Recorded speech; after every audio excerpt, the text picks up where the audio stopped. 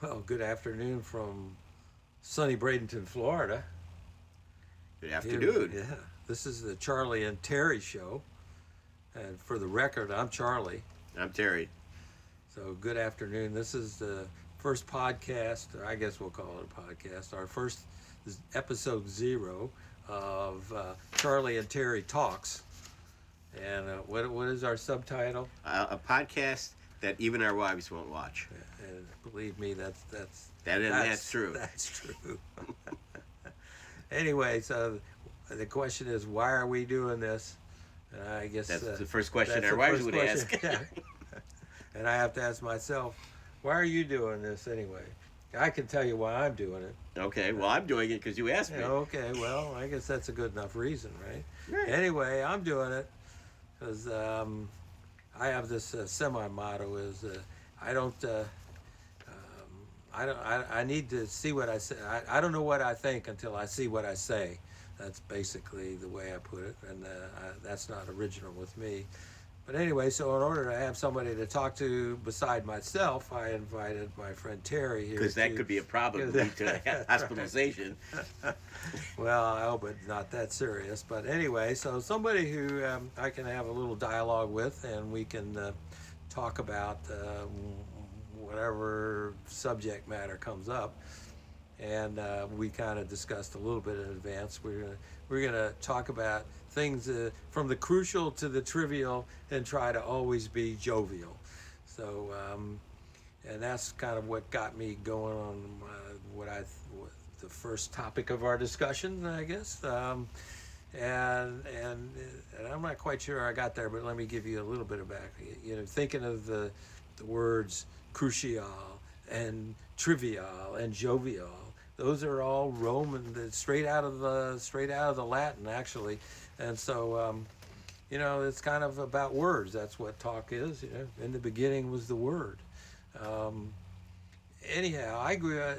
So for some reason, it got me thinking about George Smathers of all people. Now, I grew up in the 1960s and in Kentucky, so I didn't know much about much.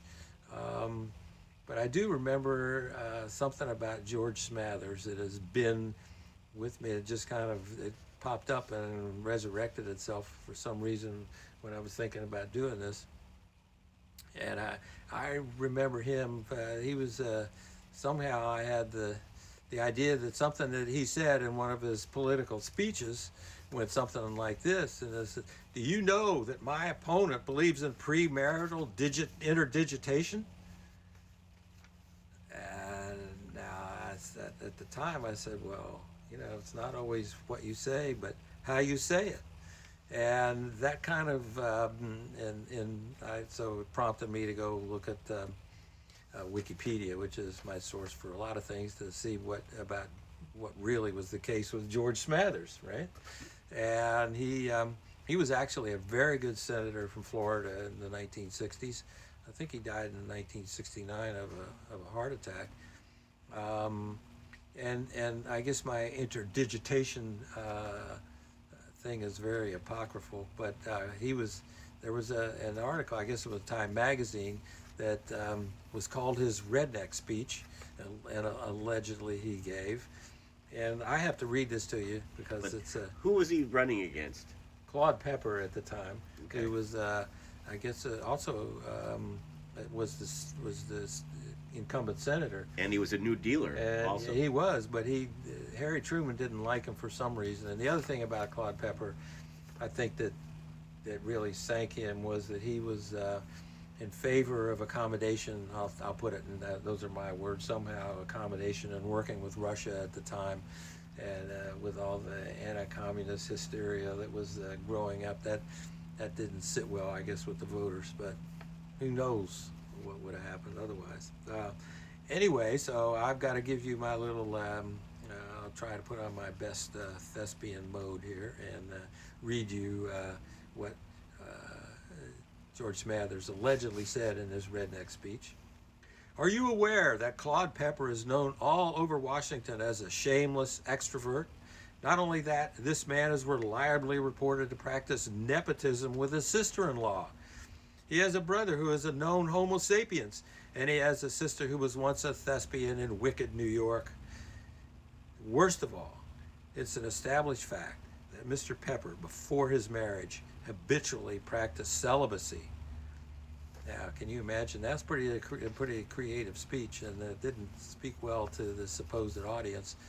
But yeah, I don't think he really ever said it. And he actually offered $10,000 if anybody could show or prove that he actually made that speech, and nobody took him up on it. This is $1.50 now in today's money. It's something.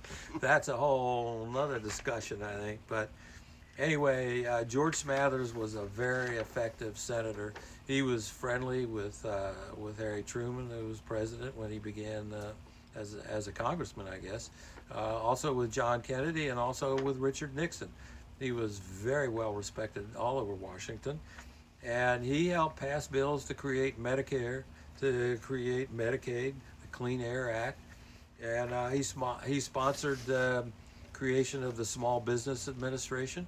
He was a Senate sponsor of the Kerr-Smathers Individual Retirement Account Act, and he also steered some reforms, apparently critical ones, in transportation and in immigration, and legislation to move federal holidays to Monday and thereby create a 3-day weekend. So, in my opinion, we need more politicians like George Smathers.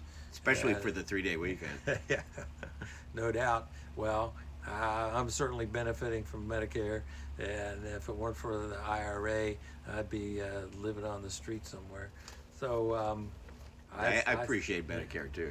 Yeah. So I definitely think he accomplished something in his tenure, and he is somebody that we should celebrate a little bit more, especially down here in Florida. So with that, maybe we should have a George Smathers Award. I think that's a good idea. And I'm not sure what it'll be about, but something good, I hope. We'll figure it out. Yeah, we haven't figured out the criteria yet. So, but I'd like something that's unexpected of somebody. Okay. So maybe for the good. A thing you didn't know that actually is a good thing. Right.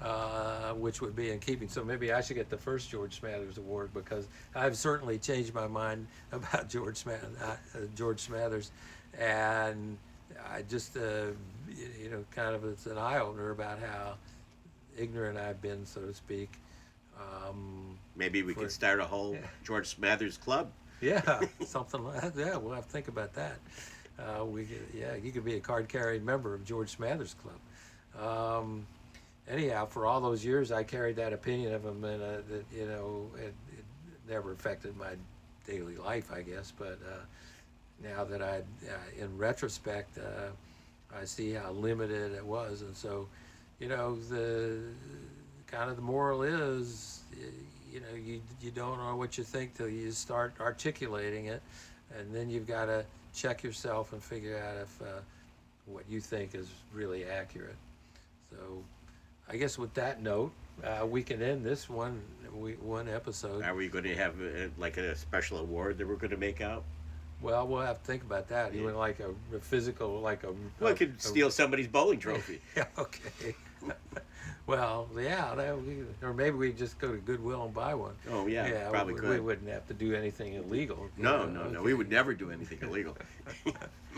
All right, well, I guess on that note, we can, we'll see if this one ever sees the light of day. We have to check it out. Anyway, that's it for now. Goodbye, folks. Goodbye. Thanks.